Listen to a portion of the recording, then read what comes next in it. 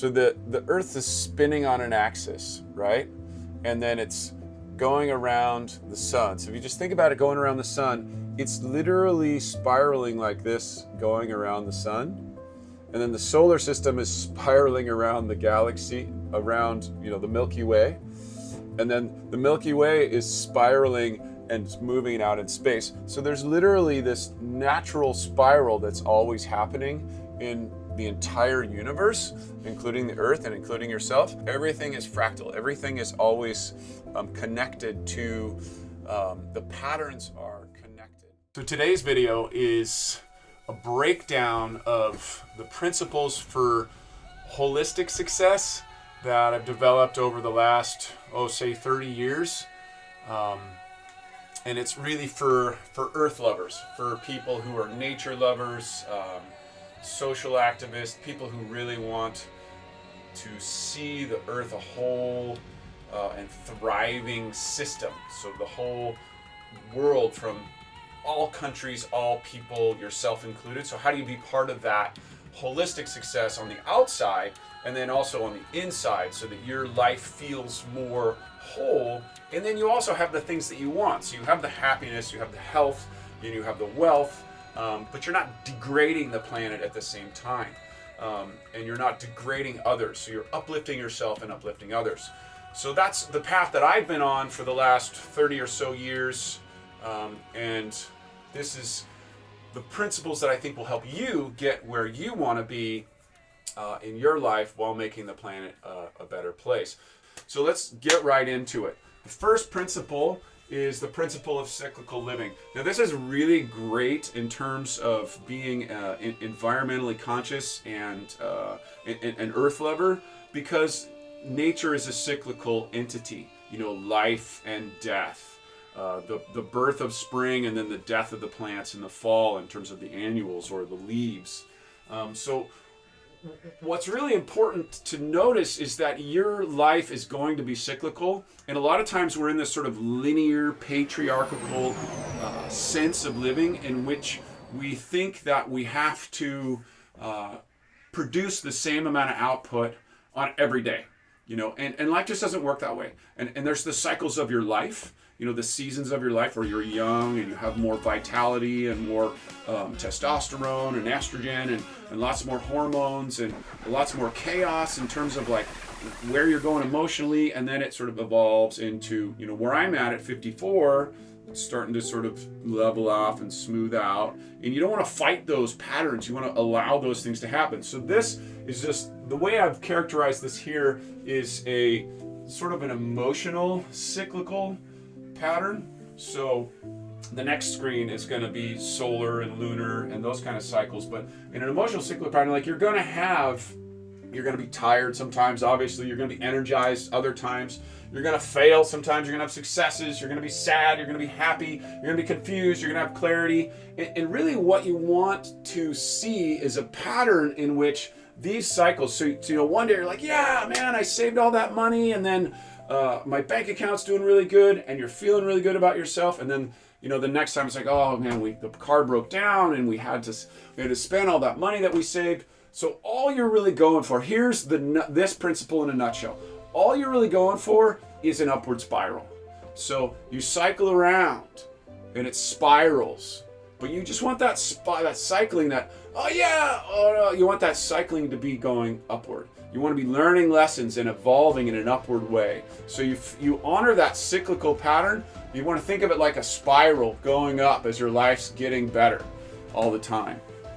So that's the first. So how does that help? How that helps you is you give yourself more grace, more freedom, more peace. So you're not stuck in this expectation of what's unrealistic for yourself. You accept the ebbs and the flows.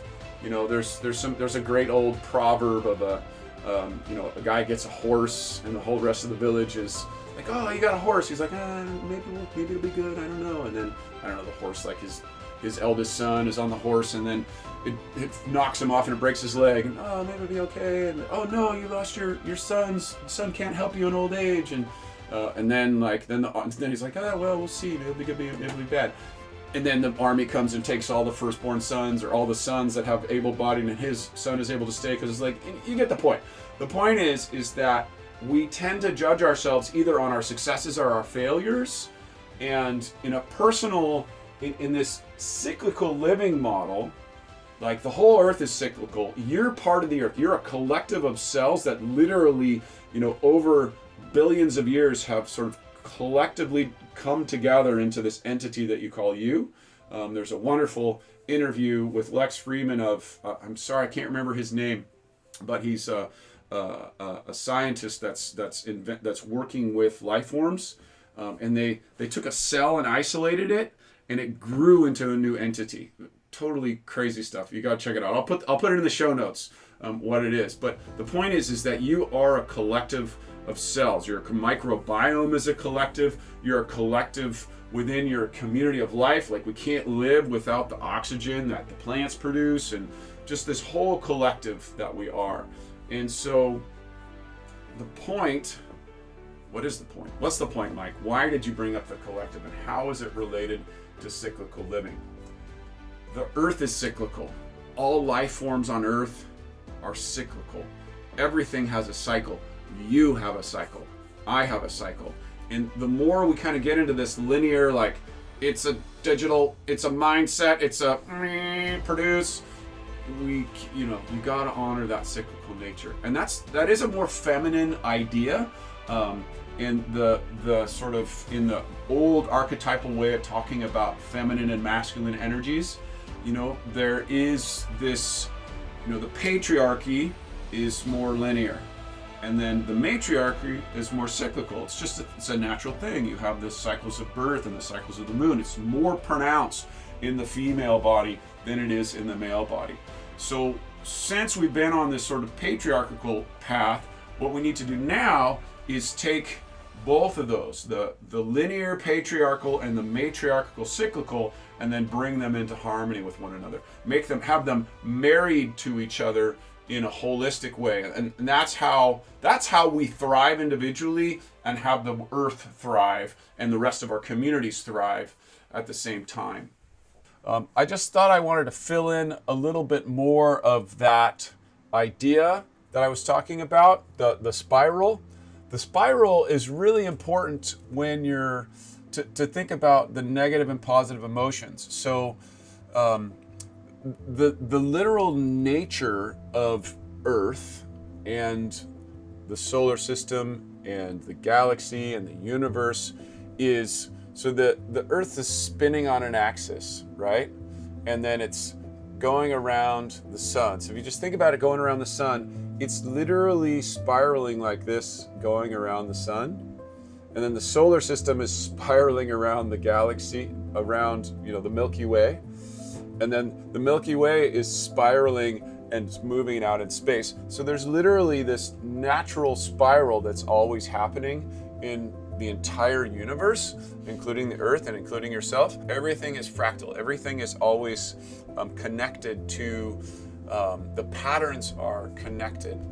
So when you have a success and you're having a failure, you're on two parts of that spiral. If you think of a spiral kind of on an arc like this. So the spiral goes up and the spiral goes down. But as long as that whole spiral is moving in that upward direction on that tilted axis, then you're headed in the right direction.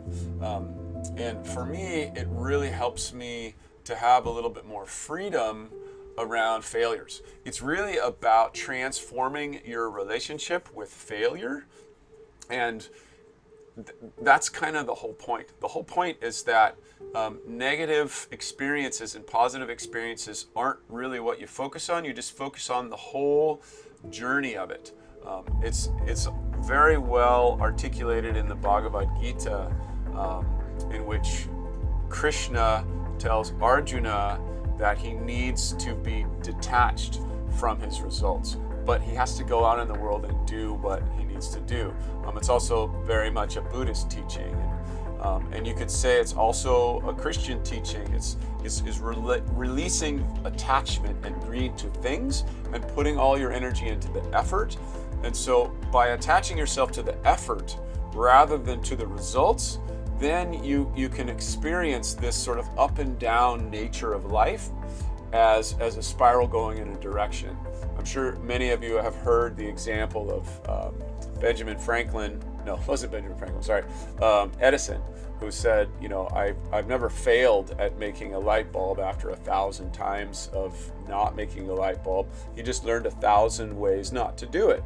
So you're always, as long as you're in your perspective, in your mind, you're thinking about how you're creating a belief narrative in which all of your failures are just part of this arcway and the spiral in the right direction. So hope that helps clarify the upward spiral and how it can help you. That's enough about this cyclical teaching. Let's move on to the solar one. So the other part of that is that there's the natural, let's get through here, the natural cycles of the earth. And those cycles are always affecting you.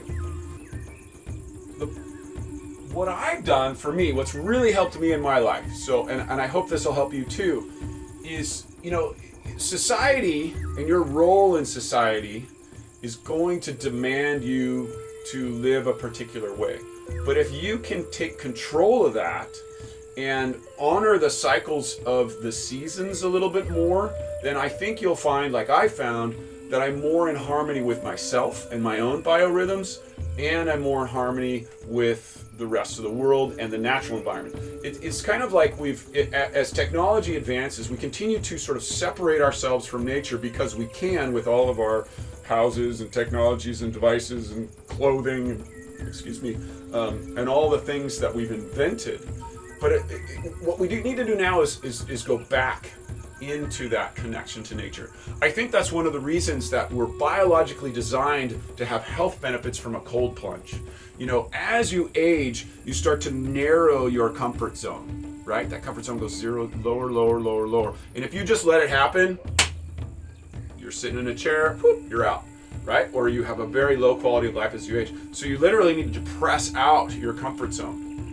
And exposure to the natural rhythms and cycles of nature, the heat and the cool, are important parts of that. Now, you can't get too extreme or you're going to die, or you're going to get sick or exposed, but you still have to press those edges out. For me, it's really helped me that in the wintertime, what I do is I honor that higher, there's more dark. So there's more sleep, and it's more of an inner time, and there's less social interaction. So rather than fighting that and trying to create something that's not really in alignment with that, I try to honor that and use that. So that's a time for writing. It's a time for sitting around the fire. It's a time for introspection. It's a time for planning and preparation. All of those things would happen in the winter time. What I've done is I've organized my life more around the seasons. So, obviously when I'm in my garden, I'm planting and prepping soil, and I'm planting seeds in the spring, and I'm tending to those seeds, and then we're starting to harvest, and we're making sure that we water things, and then in the fall we're going into processing, and then in the wintertime we're storing and repairing, and so on the homesteading type lifestyle, those are all sort of inherent. So that's one of the reasons that I chose to go back to a homesteading style lifestyle, is to be more in touch with the seasonal flows of work and the seasonal flow of life. And in the midwinter, there's a lot less outdoor activity just naturally. And then on an inner level, I spend more time planning, reflecting, resting, studying. I always notice that in this time of the year, this springtime, I get more ideas, I'm more inspired by stuff. But then I also need to find, so let's say I'm gonna write a book or make a class like this one, then I also need to make sure that I tend. So just like I would tend the plants, I need to tend the creations that I've come up with. And I need to move them through to completion to where they'll be harvested in the fall. So doing a more cyclical pattern of the way that I approach a project has really, a project or just my whole life in general has really made it easier. And it feels like it's just, there's less resistance. And there's also, I'm not fighting natural tendencies around me. I'm not fighting the whole environment to try to make myself be something that's not aligned with the seasons. I'm not trying to go out midwinter and then make a real like extroverted pronouncement of something. I'm doing that more towards the fall, the spring and summer and then the fall. So one more thing. So then the other thing, you know, my wife can tell you more about this, but there is lunar cycles. So every lunar cycle is going to have an effect on you. You know, the pull of the waters, it pulls everything, you know. It pulls the waters in the plants, it pulls the waters in the body. I mean, I don't know if you've heard that statistic that in some hospitals and care centers where people are, you know, they can't move around that much, that during full moons, statistically, they fall out of bed a lot more. But there is a physiological change in the pull of the gravitational pull on the fluids in your body. So it's subtle, but it definitely has an impact. And it definitely has an impact. There's also the women's cycle with all of their hormones. That's a whole other universe that I don't really know anything about. My wife will tell you all about that. But living according to that, if you are a woman and you are having those cycles, those are going to have a huge impact on your energy level, your focus, your mood, and just allowing that to be part of your cycle. My wife has reported to me that has really freed her up from having this sort of linear expectation of how she's supposed to produce and operate and feel. And then the same thing on your energy cycle. I think that's the next principle. You have a different cadence of energy throughout the cycle of the day. So every day you're going to have a different cadence of energy. And let's move on to the next principle. Next principle is this. We'll skip this one for now and go down to the personal energy principle. So as you're going through the day, each one of us has a different flow of energy today. And I'd like to take it even one step farther. Okay, so just hear me out. You are different people at different energy states of the day. You are not the same person when you are tired as hell. You're not the same person as when you're fully energized. Those two people are almost diametrically opposed to one another. They think differently, they act differently, they walk differently, they're less funny or more funny, they're more negative, they're more positive. You're different people. So there's this idea that somehow we're supposed to always be the same, but we're really not. And that's, I don't know that I made it a specific principle, but let's call it a sub-principle of this principle. If you relate to yourself as many different personalities that are integrated, that are trying to integrate into a whole self, you're gonna be so much better off. Because if you're trying to always think that you're like one exactly the same self, it's like, this is me, then all those different parts of yourself that feel a little bit different than that are gonna make you feel a little crazy at times. So I like to give them names. So for example, we got Sleepy Carl. I got that from a comedian who's super funny. He talks about how Sleepy Carl just makes bad decisions. Just, I don't want to do anything right now. And then Scattered Sam and Angry Adam, like, oh man. And then what's another one? Lonely Lou. You know, all of these people, all these different parts that they want to make different, they do make different decisions. They believe in different capacities that you have. They don't operate the same. So what you have to do, there's two ways that people handle this. One way is that you start to crack yourself apart and you start to build up narratives that separate out these parts of yourself and justify them, and they literally start to fragment. and you become a less holistic being. You become more those parts of yourself that you don't like, that you don't want to acknowledge, Sleepy Carl, you don't want to acknowledge Scattered Sam or Lonely Lou. You start to fragment them and justify them as not parts of yourself. You'll either blame others or blame yourself. So you either go in an overconfident state about who you are or an underconfident state. I'll bring that principle up later. But in order to really be free and have a holistic and healthy relationship with yourself and others, you want to take all those different energy bodies, all those different energy states, and try to find a center that they can all revolve around. So Carl Jung calls it, the integrating of the self, and it's a lifelong process. You're never there. You're always evolving in that way. So, for example, Sleepy Carl has powers. He's slow. He's steady. He's meditative. Make sure that you're well rested. Angry Adam is strong. He's a risk taker. He wants to get things done. What was the other one? I wrote it down. Sorry. And Lonely Lou, he's like making sure that your emotional needs are met, that you're getting the love that you need. And Peaceful Pete, that's a new one. I didn't say that earlier. Peaceful Pete, calm, steady, relaxed, integrated. A lot of people think like you just always want to be in that place. But you don't. You just allow them all to hold their space. And you can give each one, like sometimes what we'll do is we'll put Sleepy Carl in charge when we actually need a little bit more Angry Adam. He doesn't have to be angry, but he's got to have more energy, and they sort of are similar in nature. I think we get stuck in kind of the New Age or the psychologically well or the Zen or the meditation world. We think that, anger is a bad thing.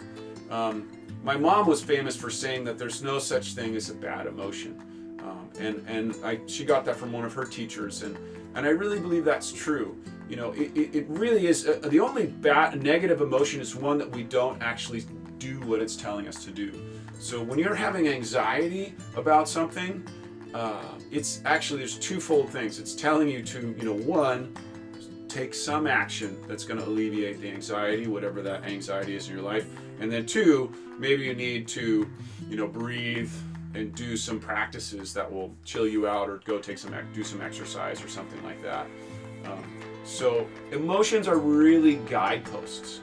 They're trying to show you the direction to have a more holistic, more integrated self, more integrated life. Just the main principle is to know that you have different energy states, and to give yourself space, like how it's going to help you. Give yourself the space to have these different energy motivational states. And don't expect them all to be like high motivation, yeah, energized, whatever that is. That's psychosis, when you're always in one place. And then you sort of separate the rest of yourself out, and you start you start to crack apart. You don't become a holistic self. So, okay, that's enough. So how can you use all this stuff practically in your life? For example, with the different aspects and personalities of yourself, when you're feeling down,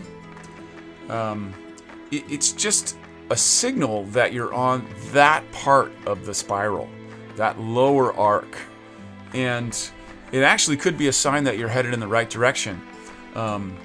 But the main thing, actually, that's sort of the main thing to focus on.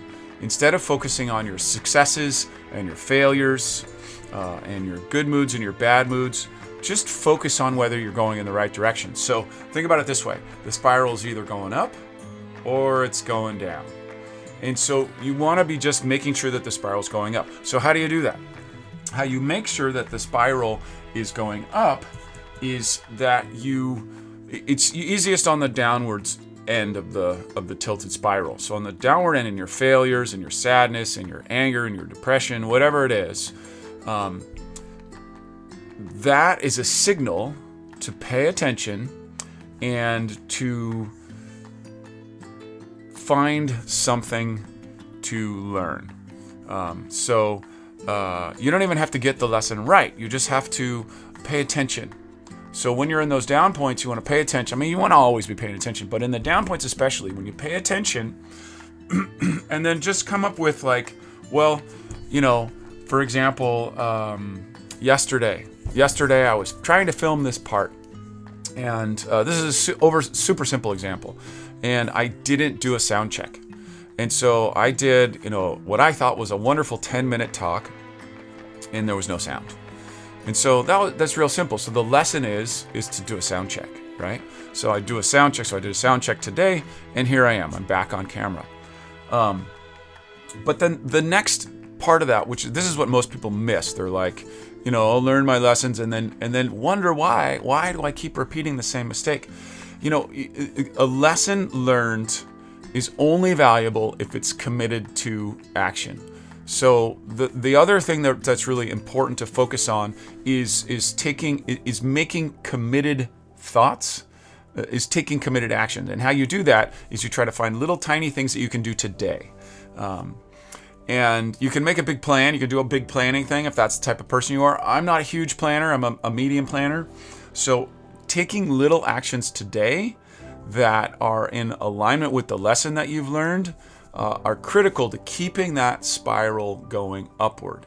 So in that simple example, I didn't do a sound check. I committed to doing a sound check today. Now I may forget again and make the same mistake again, but if I do that enough times in a row and do the committed action next time and stay in action with that committed action, then the spiral is going to keep going upwards. It's only when we don't actually stop and reflect on our lessons that the spiral can go downward. I'm not saying that this is going to solve all your problems, but for those of you that are at a healthy level of brain function and body function, that are just in the everyday struggles that we all struggle with, this really can help you give you grace and peace and keep you moving in that right direction.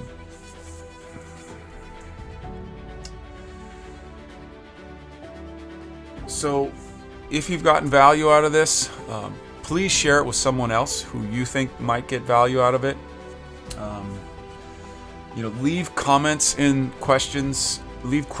the comment section. This is part 1 of this series, so I'll do my best to integrate the questions into part 2 of the series, and that the more comments and questions that you guys leave, the better material I can make, because this is a conversation, it's a dialogue, it's not just me talking. It seems like it's just me talking, but it's really just me talking and you listening, and the more we're interacting with one another, the better the conversation gets. That really is a principle which I'll talk about in a future episode, that the best, most dynamic solutions in your life, they happen in dialogue. They happen in a balanced, energetic communication. If you want to go deeper with me and the offerings that I have in terms of speaking and coaching and products, the life calendar that's going to be coming out in the future, please check the description, and we will have that updated regularly. Even if it's 10 years in the future, as long as I'm still kicking, that'll be updated with what we're offering today. I'd like to leave you with a quote. This is one of the quotes that helps me stay positive in the world of chaos that we're in, and believe in myself that I make a difference. Never doubt. It's Margaret Mead. Many of you have probably heard it before, but it's worth repeating. Never doubt that a small group of thoughtful, committed citizens can change the world. Indeed, it's the only thing that ever has. So keep keeping on, get out there, keep making the world a better place and making your life a better place in the process. And we will see you in the next video.